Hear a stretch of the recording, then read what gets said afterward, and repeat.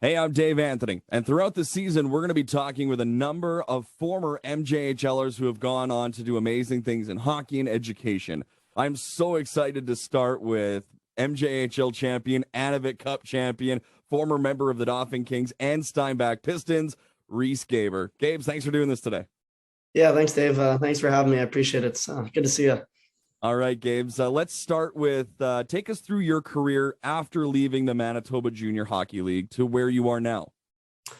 Yeah, so after I finished up in Steinbach, went down to the USHL for 2 seasons. Got to play in Dubuque there. Really fortunate, really good spot there. And then right after that, I came into North Dakota as a freshman.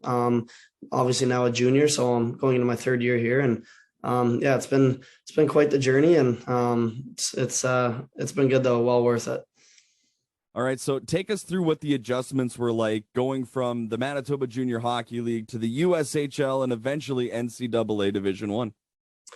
Yeah, I think every time you move up, the speed and the caliber of players just goes up every time, and guys are bigger, stronger, and better. But I think overall, I think I've learned a ton about myself, just learning to kind of work on the even nutrition aspect of the game and myself, and then just recovery, taking care of your body. So I think as I've got older and went through each level, I've kind of grown in that sense, and I think that's been really important for my success. What did the Manitoba Junior Hockey League do for you to get you ready for the next level of your hockey and educational careers? Yeah, I think it was awesome. Obviously, there's you're seeing more and more college commitments out of there every day, and it's really exciting to see. And I think just starting off there, it was a great start for me to kind of get adapted to the junior lifestyle, and obviously got to play at home for the first year and a half, and yeah, being able to kind of just go through that experience and learn the junior game was super important for me.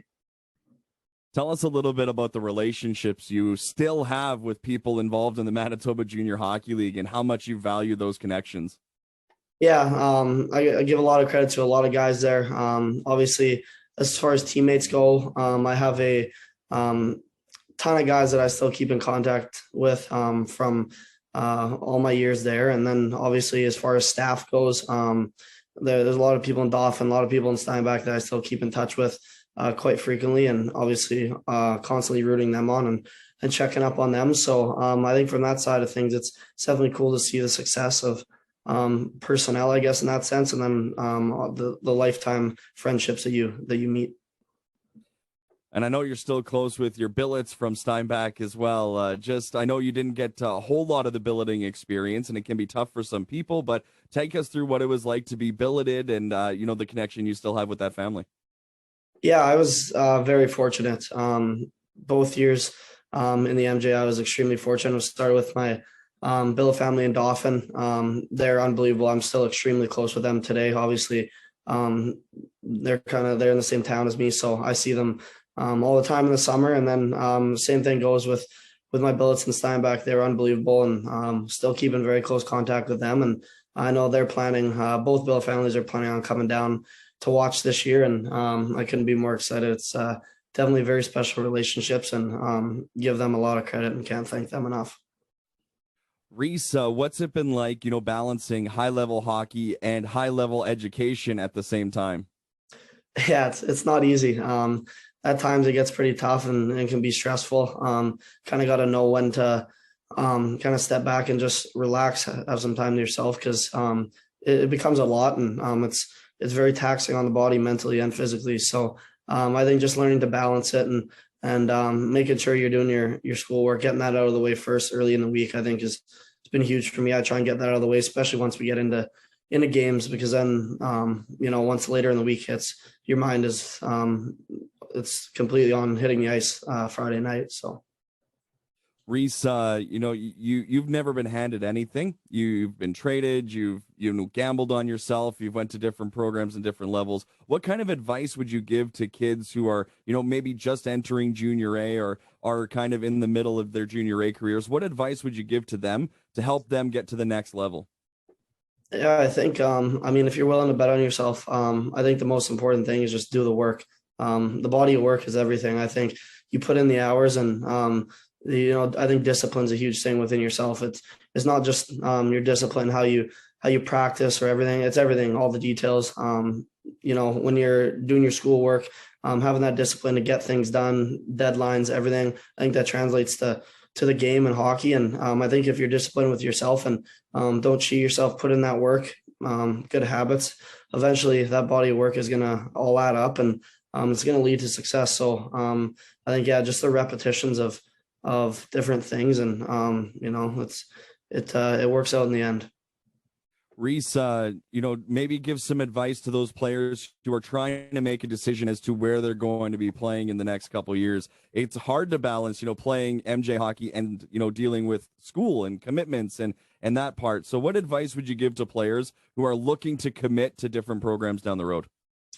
Yeah, I think obviously it's tough, but I think everything in the world is tough. You got to choose your tough. I think the big thing is just knowing that work is very rewarding. Once you do get that done, and it's rewarding, you feel good about yourself. And like I said, just having the discipline to kind of not cheat yourself and do the work.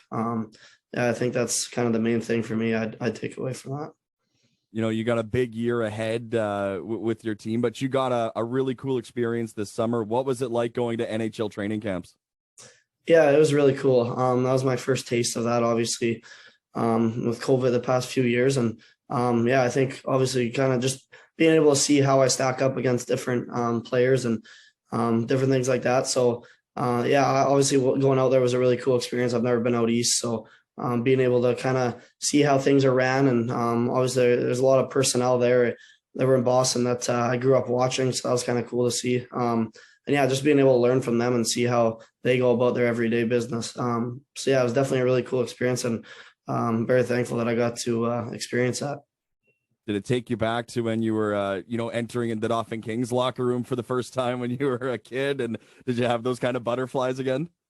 Yeah, it was pretty cool. Obviously, we got tour at TD Garden, and all their practice facilities, got to use, the practice facility that the everyday players use. And obviously there are a few players in and out. So just getting to kind of be in that atmosphere with everyone is pretty surreal. And was definitely I definitely saw why I'm working this hard, because obviously I want to get there. So it's exciting. So what do you hope to accomplish this year to help you be ready for that next step in your hockey career? Yeah, I think I just want to take my game to another level. Obviously, I think that the bigger, stronger, and the better I get, it's going to be easier to translate to that next level. I think first thing that comes to mind is a national championship. We want to hang that ninth banner this year, and we're going to do everything that we can to hopefully get that done. And I mean, the fans and everyone here, they deserve it. The work we put in during the year, we deserve it. But everyone puts in the work. So we gotta just do what we can, and obviously hopefully get that ninth banner at the end of the year. Gabes, we'll wrap up with this. The Manitoba Junior Hockey League is investing in the players more and more every year. Just from a former MJHLer, what does it mean to see the league, putting so much time and effort into promoting its players to the next level of hockey? Yeah, I think they're doing a terrific job. They got the right people in place, and it's awesome to see, like I mentioned earlier, seeing the amount of NCAA commitments coming out of there now. It's really exciting, and I know that it's definitely a good place to play. And like I said, it was a great start for me, and everyone has their own path. But I think seeing what the MJ has been doing, and like you said, the investment they've been putting in their players is very exciting to see, and I'm happy to see that. Gabes, thank you so much for the time today. You got fan bases across the province that are keeping an eye on you, and I know that it means a lot, and you'll forever be a Manitoba Junior Hockey League champion. Congratulations on all your success, and thanks for this today. Yeah, thank you, Dave. Appreciate it.